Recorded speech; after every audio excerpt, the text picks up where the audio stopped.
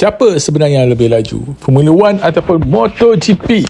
Ramai yang ingat MotoGP sebab boleh cecah lebih 309 km per jam.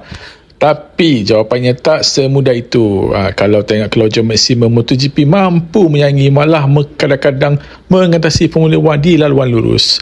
Jentera MotoGP boleh mencecah lebih 300 km per jam kerana nisbah kuasa pada beratnya sangat ekstrim. Malah dari 0 hingga 200 km per jam, MotoGP juga boleh memecut lebih pantas berbanding F1 kerana berat motosikal hanya sekitar 150 kg.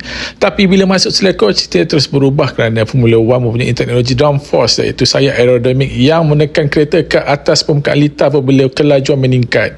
Lagi laju kereta bergerak, lagi kuat tayar melekat pada jalan. Sebab itulah F1 boleh mengambil selekoh pada kelajuan yang sangat mustahil untuk motosikal lakukan.